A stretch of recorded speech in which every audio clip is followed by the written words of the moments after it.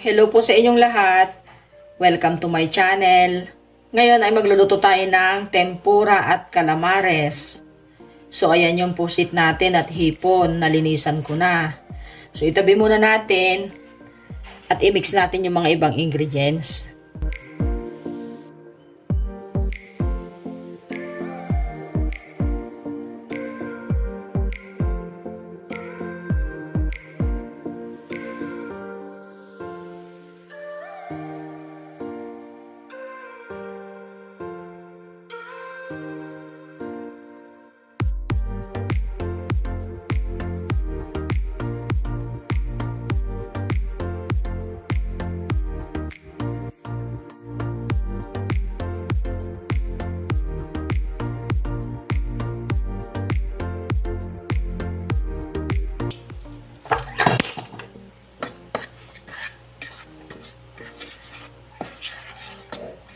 I-mix lang natin.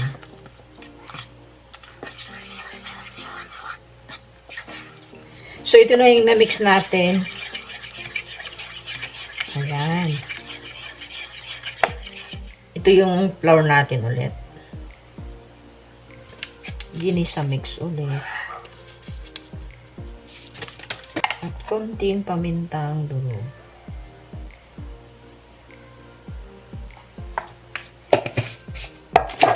Mix lang natin. Unahin muna natin ilagay yung pusit natin.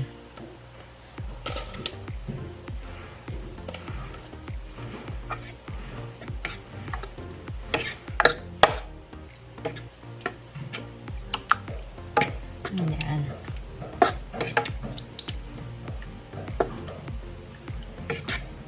So, ayan, mag-umpisa na tayong magprito. Unahin natin itong calamares natin. Sunod natin ang ating tempura. So, lagay muna natin dito. Ganyan lang siya. Ayan, wala na. Basta.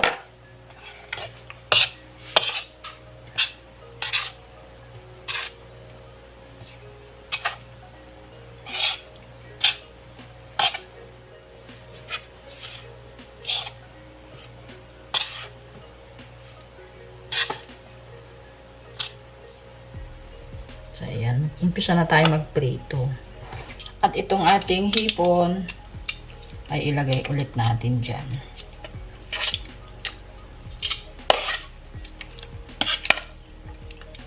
Ayan. Isusunod natin siyang iprito. Siyempre, nagpainit na rin ako ng mantika. Kaya, mag-umpisa na tayong magprito.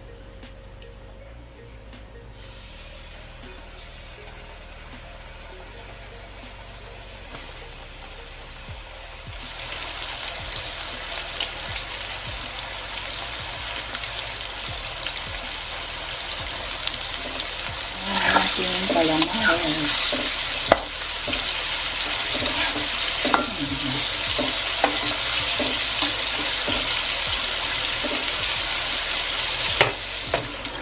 Ayan, okay na ito. Tanggalin na natin.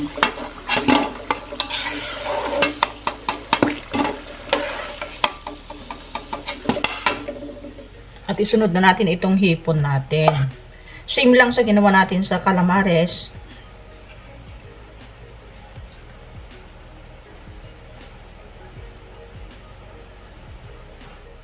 So, ganyan lang siya. Yan, ganyan lang yung gagawin natin. So, ayan, maglagay na tayo ng tempura.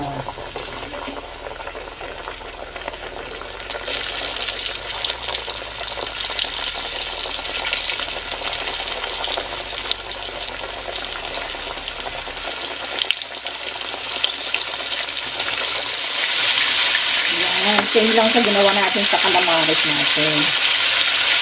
At sana po nagustuhan niyo po ang ating recipe ngayon. At kung nagustuhan niyo po, please like at paki-share na rin po ang ating video. At kung bago ka pa lang sa ating channel, please subscribe at pindutin na rin yung notification bell para updated kayo sa tuwing may bago tayong recipe.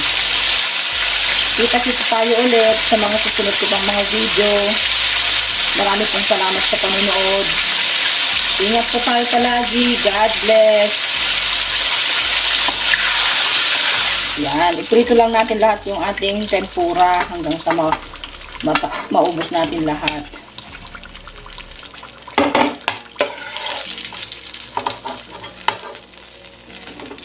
So, natapos na natin lahat at magpiprito naman tayo ngayon ng gulay.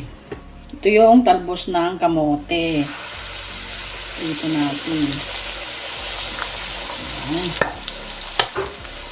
Ganyan lang yung gagawin natin sa ating talbos ng kamote.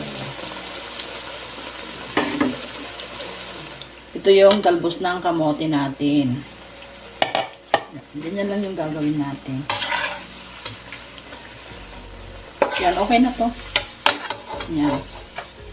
Ganyan siya.